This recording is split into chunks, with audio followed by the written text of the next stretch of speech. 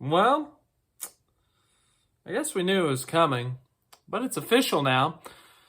Ty Dillon will be full-time in the NASCAR Cup Series once again in 2025, this time with Kaulig Racing, a team that he has made a few part-time starts with this year. Kaulig made the announcement this morning. The big thing about it is that they're changing the number of the car. The car that Ty Dillon will be driving was previously the number 31. They will switch to the number 10. Of course, the number 10 has been held by Stewart-Haas Racing for over a decade now, with Eric Almirola, Noah Gragson, and Danica Patrick. Well, with Stewart-Haas Racing ceasing to exist after the 2024 year, that number is up in the air. It's up. Its rights are up, in a sense. So this is what the Kaulig Racing announcement said. Ty Dillon will drive the team's number 10 Chevy full-time in the 2025 NASCAR Cup Series season. The team will release the rights of the number 31 at the conclusion of the 2024 season and acquire the number 10 for 2025. So yeah, new number for Kaulig. They've run the number 10 in the Xfinity Series for a few years now. It's been their part-time car this year. Ross Chastain drove it a few years ago. I think when it was their part-time car a couple years ago, Larson ran it at one point. Kyle Busch ran it at one point. So the number 10 has been at Kaulig just in the Xfinity Series. Well, now it's a Cup Series number. Now for the driver part. Daniel Hemric, let's read his statement. Daniel Hemric released a statement after being released. Further up the road, it is titled, Cup Racing, the Pinnacle of Our Sport. I will forever love and appreciate the process of what it takes to prepare both physically and mentally to compete on Sundays. However, I will not return to Kaulig Racing in 2025 to continue that process. My family and I are sincerely grateful to Matt Kaulig and Chris Rice, as well as everyone at Kaulig Racing and Kaulig Companies, for welcoming me into their organization a few years ago and giving me the rare opportunity to get back to the top level of our sport. The desire to win on Sundays will always burn inside of me.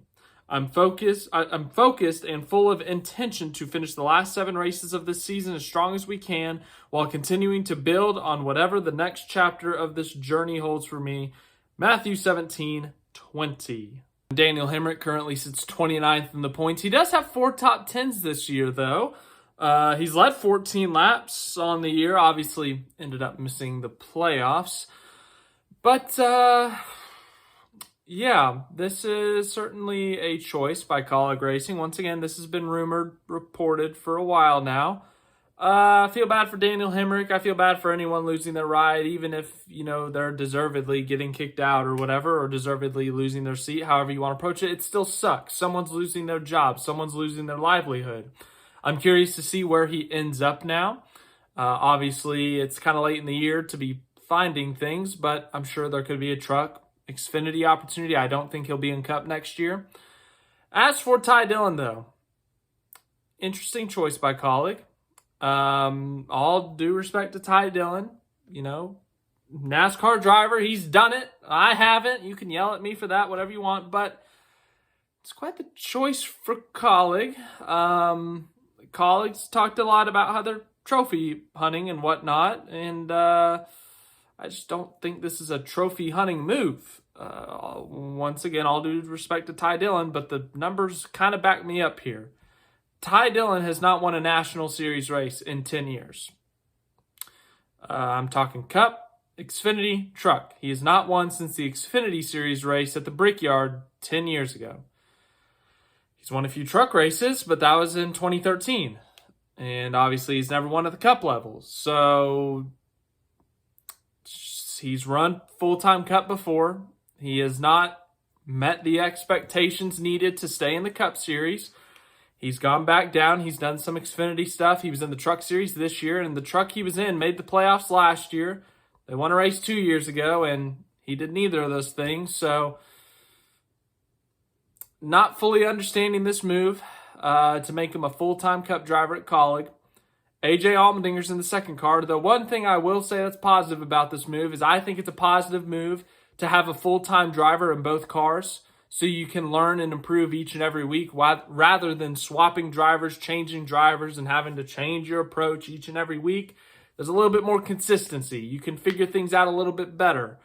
I think Ty Dillon, another benefit about him is he's a clean driver. He doesn't wreck a lot. He doesn't crash a ton. He keeps the car clean, kind of like Daniel Hemric. He's the safe option in a sense if you're trying to keep the car in one piece. But I just really not sure about this move. So good for Ty Dillon, though, regardless. At the end of the day, it's a huge opportunity for him in the Cup Series, regardless of the team.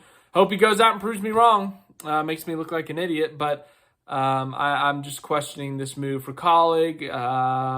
If you're Ty Dillon, it's a full-time Cup ride. You take it. Great opportunity for him. But for Kaulig, I get it's late in the year. There's not a lot of guys out there, but just an interesting choice. So didn't want to go after Zane Smith. Didn't want to go after, I don't know, another Xfinity driver. Try to poach Corey Heim or something. I don't know. Maybe those weren't even options. So thanks for watching this video. We got the Xfinity race today, Cup Series race tomorrow at Kansas. Hopefully they're good ones, but I'll keep you updated. Thanks for watching.